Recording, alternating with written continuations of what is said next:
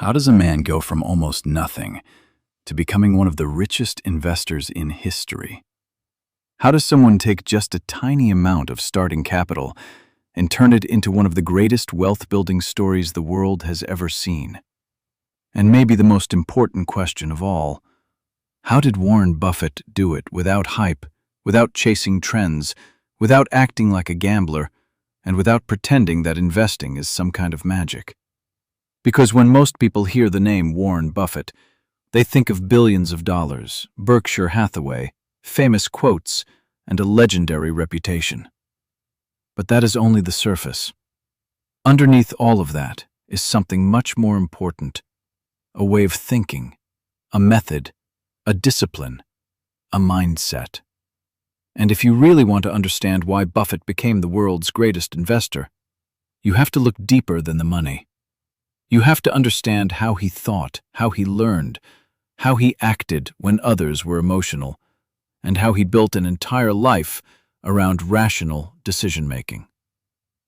In this video, we are not just telling the story of Warren Buffett.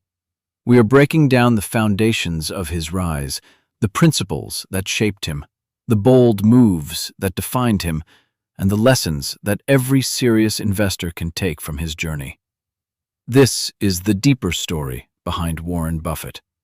And by the end of this video, you will understand why his success was never random.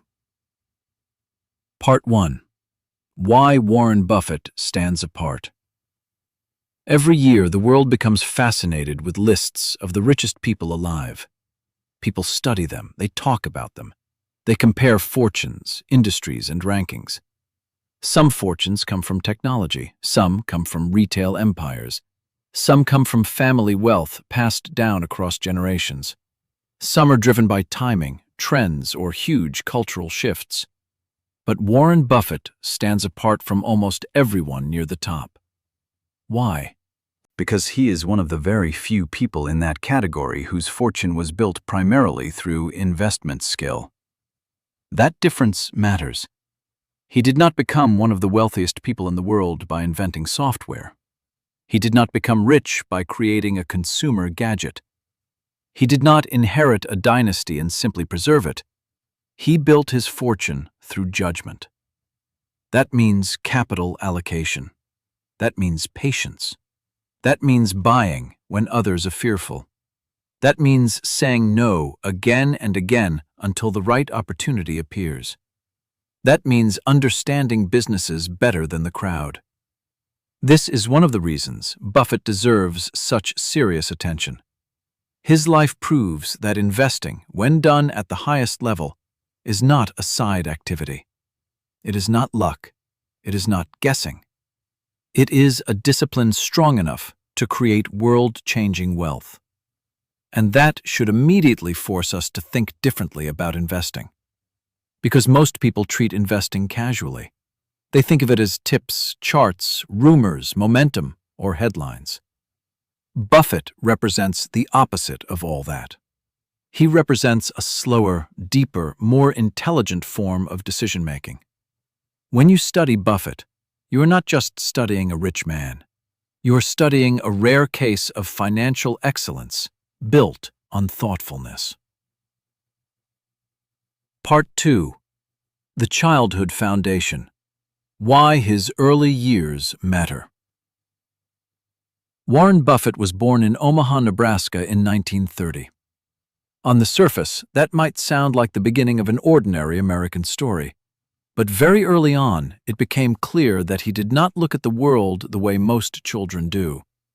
He had an unusual fascination with numbers. He could work with them comfortably. He enjoyed calculations.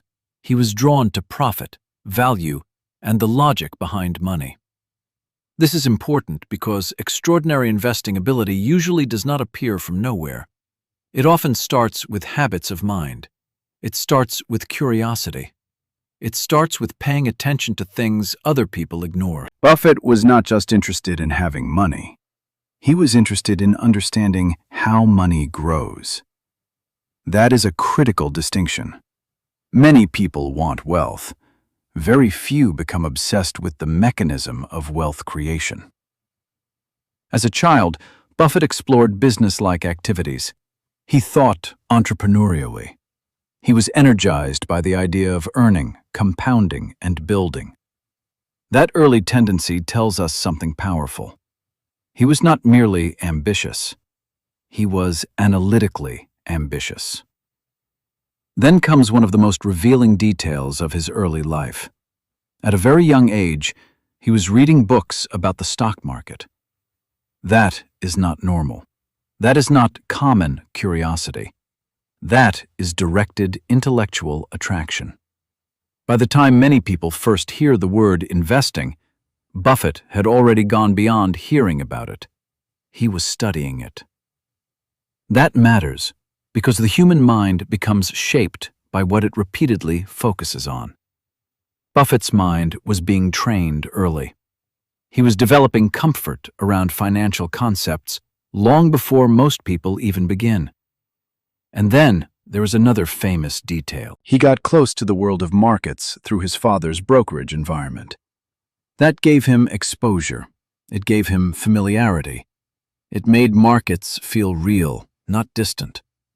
This combination of natural curiosity, numerical skill, and early exposure created the foundation for everything that came later. The lesson here for viewers is simple. Great investing does not start with stock picks. It starts with how you train your mind to think. Part 3. The first great turning point. Discovering Benjamin Graham. Every great investor has some kind of intellectual turning point. For Buffett, one of the biggest was discovering the work of Benjamin Graham. When Buffett read The Intelligent Investor, he did not merely find an interesting book. He found a philosophy, and this philosophy changed the entire direction of his life. Why was Graham's thinking so powerful? Because Graham separated price from value. That sounds simple, but it is one of the most important distinctions in all of investing. Price is what the market says something costs. Value is what that thing is actually worth. The market can be emotional. The market can be irrational. The market can become euphoric. The market can become fearful. But business value is not supposed to be determined by collective mood swings. Business value comes from economics, earnings power, assets, competitive position, future cash generation, and the durability of the enterprise. This idea was revolutionary for Buffett. It gave him a way to think independently. He no longer had to ask, "What is everyone else doing?" He could ask, "What is this business worth?" That one mental shift can change an investor's life. Because the crowd follows movement. The value investor studies reality. Once Buffett absorbed this framework, investing was no longer about opinion. It became about analysis. It was no longer about chasing excitement. It became about comparing intrinsic worth with market price. This is one of the deepest reasons Buffett became Buffett. He learned early that the market is there to serve you, not instruct you. If the market offers a wonderful business at an irrational discount, that is useful. If the market becomes wildly enthusiastic and overprices businesses, that is information too. But in both cases, the investor must remain anchored in value. That is the Graham influence. And Buffett took it more seriously than almost anyone. Part 4. Why Buffett wanted to study directly under Graham. A lot of people read books and move on. Buffett did not. He wanted to learn directly from the mind that had reshaped his understanding of investing. That is why he went to Columbia Business School, where Benjamin Graham was teaching. This tells us something profound about Buffett's character. When he found wisdom, he pursued it. He did not stay casually inspired. He moved closer to the source. That is what serious learners do. They do not collect motivational ideas. They seek mastery. At Columbia, Buffett was not just a student in a classroom. He was absorbing a method of thought that matched his temperament perfectly. He was highly rational. Graham's framework was rational. He liked logic. Graham's framework was logical. He wanted a disciplined system. Graham offered one. After finishing his studies, Buffett eventually got the opportunity to work at Graham-Newman Corporation. This period mattered enormously. Why? Because theory became practice. He was no longer just reading about undervaluation. He was seeing how disciplined investment decisions are made in the real world. This is where philosophy gets tested. It is easy to admire value investing in theory. It is harder to apply it when real money is involved, when markets move against you, when uncertainty appears, and when the crowd disagrees. Buffett learned not just ideas, but the habit of applying those ideas. This stage is essential in understanding Buffett because it shows that his greatness was built through apprenticeship and immersion. He did not become a legend overnight. He first became a student, then a practitioner, then an independent thinker. Part 5. The Return to Omaha and the Birth of the Partnership. When Graham retired and his firm disbanded, Buffett returned to Omaha. This moment could look small from the outside, but it was actually one of the defining transitions of his life. Why? Because now Buffett was no longer just learning from great investors. He had to become one himself. He started his own partnership with modest capital. His own contribution was tiny. Family and friends supplied more. The starting sum was small compared with what he would later control, but what matters is not the amount. What matters is the method. Buffett did not need a giant beginning. He needed a sound process. This is a major lesson that modern investors often ignore. People think the secret is starting with huge money, but without skill, large money can disappear. With skill, small money can compound. Buffett's partnership structure also reveals something important about integrity and alignment. His investors got a certain return threshold before he shared in profits. That meant he was not simply collecting money because of status. His incentives were tied to performance. This matters because it shows Buffett was not just smart. He was also serious about fairness and credibility. He was saying, in effect, I will earn more when I produce results. That creates trust, and trust is powerful capital in the investment world. Part 6. 13 years of exceptional results. What makes this so extraordinary? Now we come to one of the most astonishing stretches in Buffett's early career. Over roughly 13 years, his partnership compounded money at an extraordinary annual rate. But the numbers alone do not fully capture the achievement.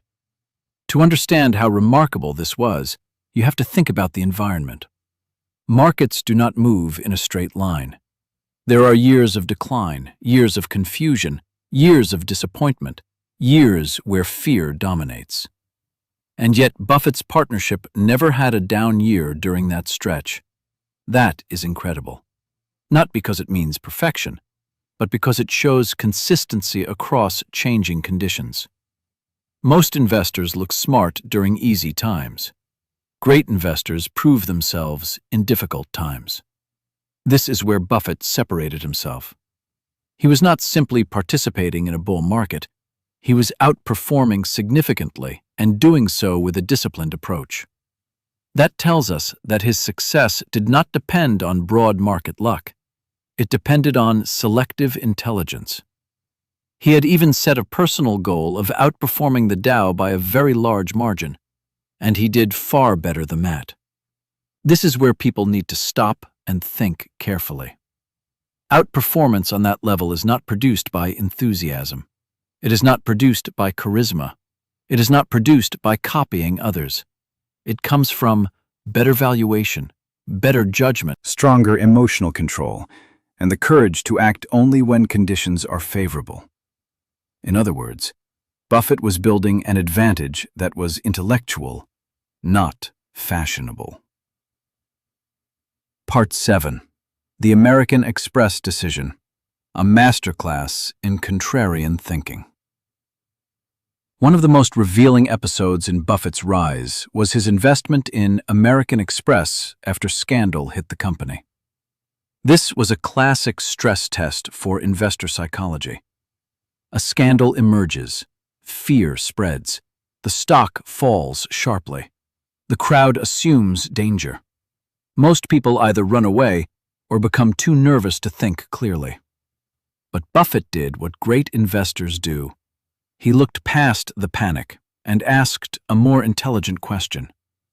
Was the core business still strong? That is the key. He did not ask, is the headline scary? He asked, has the long-term economics of the business truly been impaired? That distinction is everything. If the scandal permanently destroys trust, earnings power, and franchise strength, then the falling stock might still be dangerous. But if the scandal creates temporary emotional panic while the underlying business remains powerful, then the market may be giving you a gift. Buffett concluded that the business remained strong enough to justify decisive action. And decisive action is exactly what he took. He put an enormous portion of the partnership's assets into that one idea. Think about the confidence required for that. Not blind confidence, informed confidence. This is one of the deepest lessons in Buffett's career. Concentration is acceptable when knowledge is deep and odds are favorable. Average investors often diversify because they do not know enough. Great investors may concentrate because they understand enough. That does not mean recklessness. It means conviction based on analysis. The American Express move is a perfect case study in Buffett's method. Study reality. Ignore panic. Act when value and probability are on your side. Part 8. Why this was pure Graham, and also pure Buffett. It is tempting to say Buffett simply copied Graham, but that would be too simplistic. Yes, the American Express investment reflected Graham's influence. Buy when a strong business trades below intrinsic value. But Buffett was already becoming Buffett. How so? Because he was moving beyond mechanically buying cheap statistics. He was showing a willingness to back a truly strong business with conviction. That matters. Graham's style, especially in earlier formulations, often emphasized bargains, discounts, and quantitative cheapness. Buffett absorbed that foundation, but over time, he developed a more refined preference. Great businesses at sensible prices can be better than mediocre businesses at bargain prices. You can see the seeds of that evolution forming. Buffett was beginning to understand not just undervaluation, but quality. Not just assets, but franchise strength. Not just cheapness, but durability. This is one of the reasons his later success became so powerful. He did not remain frozen in the first version of value investing he learned. He evolved. But he never abandoned the central discipline of buying below intrinsic worth. Part 9. The End of the Partnership. Why Buffett Walked Away. One of the most interesting things about Buffett is that he ended his partnership when he felt the market environment had become too speculative and good values were becoming harder to find. This is a deeply important decision. Why? Because most money managers do not like stepping back. They are rewarded for activity. They are expected to produce action. Investors often want motion, not patience. But Buffett was guided by opportunity, not by the need to appear busy. If the market was not giving him enough compelling opportunities, he was willing to change course. That takes discipline. It takes intellectual honesty. It takes independence from external pressure. This decision also teaches us that Buffett's true loyalty was always to rationality, not to reputation. He was not trying to maintain an image of constant genius. He was trying to preserve intelligent capital allocation. That is rare. Many investors continue operating aggressively even when conditions are poor because they cannot bear the optics of restraint. Buffett had the opposite temperament. Restraint, for him, was a strength. Part 10. Berkshire Hathaway, from textile company to capital allocation machine. Now we come to one of the biggest transformations in business history. Buffett had begun purchasing shares in Berkshire Hathaway, which at the time was a struggling textile company. On paper, this might not look glamorous. It was not a high-growth story. It was not a visionary Silicon Valley idea. It was not a media sensation.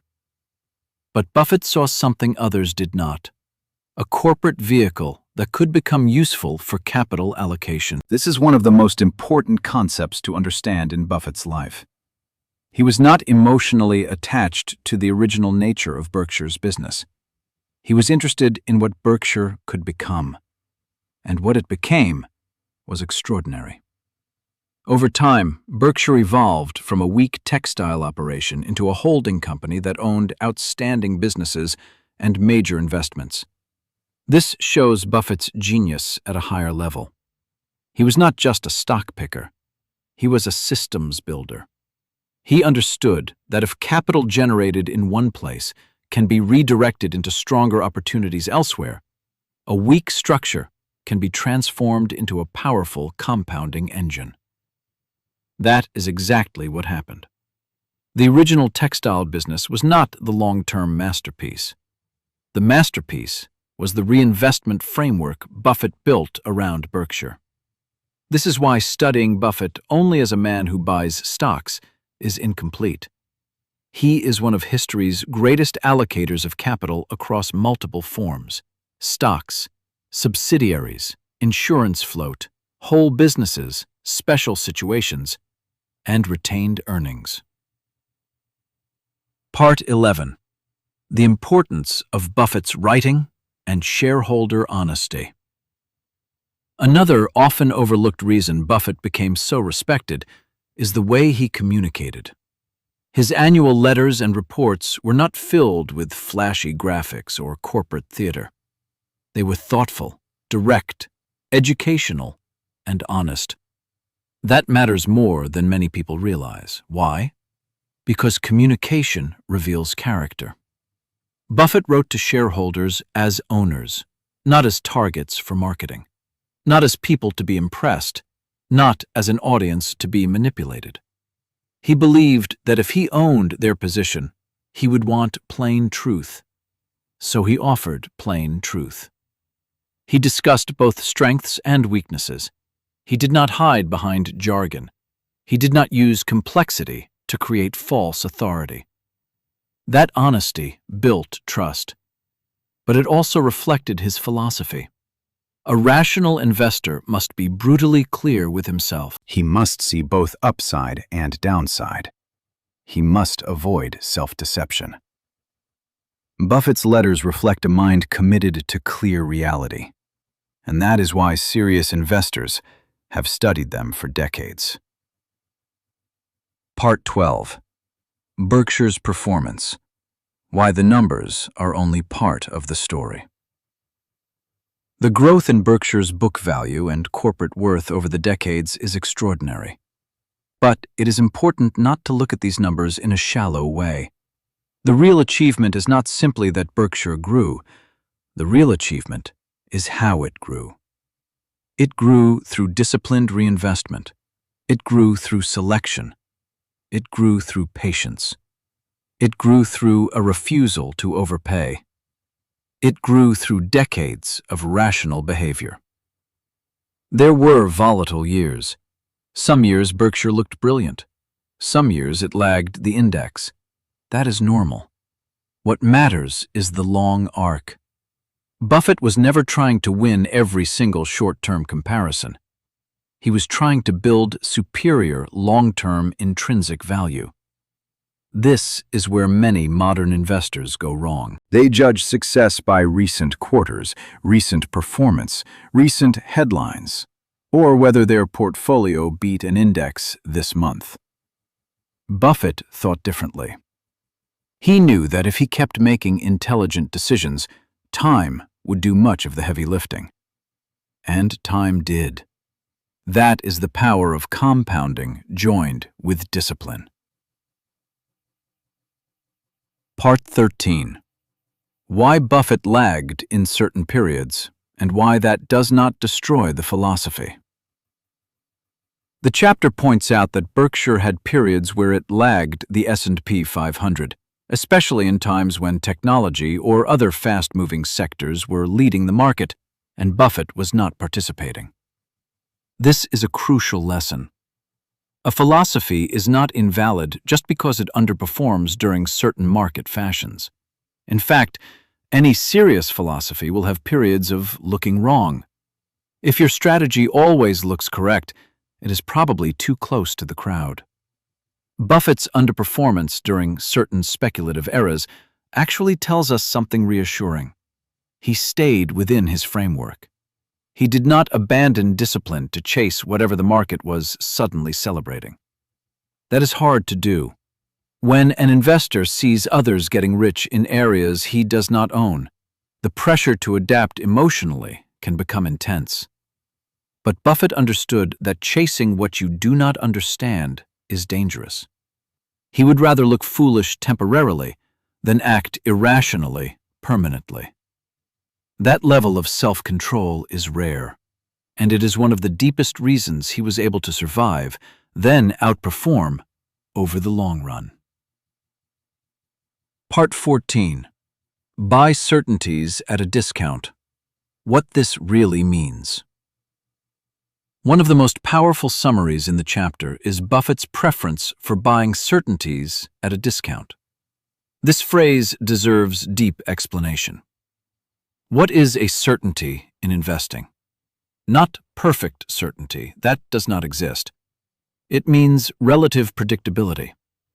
A business with understandable economics, stable demand, durable competitive advantages, And clearer earning power is more predictable than a business in a rapidly changing, uncertain environment. Buffett wanted businesses where he could make reasoned judgments about the future. He did not need the future to be guaranteed. He needed it to be sufficiently understandable. That is a major distinction. Then comes the second part, at a discount. Even a wonderful business can be a bad investment if bought at too high a price. Buffett never forgot that. So he wanted two things at once, quality and undervaluation. That combination is rare. And because it is rare, it requires patience. This is why Buffett could sit inactive for long stretches. He was not looking for good enough. He was looking for compelling. Part 15. The Circle of Competence, one of his most important ideas. The chapter highlights Buffett's idea of the circle of competence. This concept is simple in wording but profound in practice. Your circle of competence is the area where your understanding is strong enough to make sound judgments. It does not have to be huge. In fact, Buffett's point is that its size matters less than knowing its boundaries. That is the genius of the concept.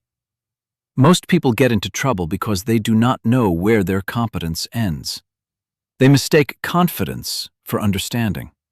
They think familiarity with a company name is the same as knowing the business. It is not. Buffett stayed inside areas where he could evaluate economics with confidence, and he avoided areas where he could not. This discipline protected him from many fashionable mistakes. Think about what this means in practical terms. You do not need to understand every industry. You do not need to invest in every hot theme. You do not need to have an opinion on every opportunity.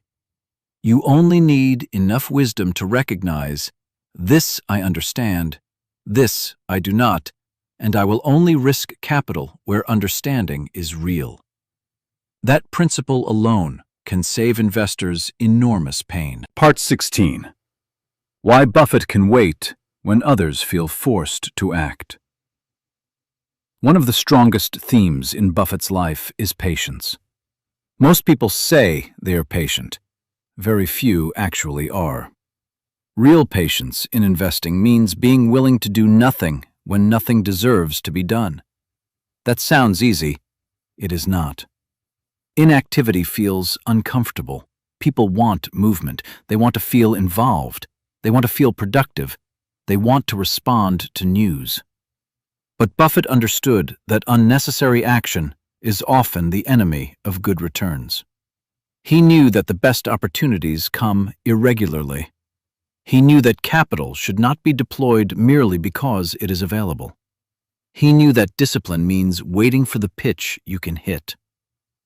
This is one of the clearest differences between investing and gambling.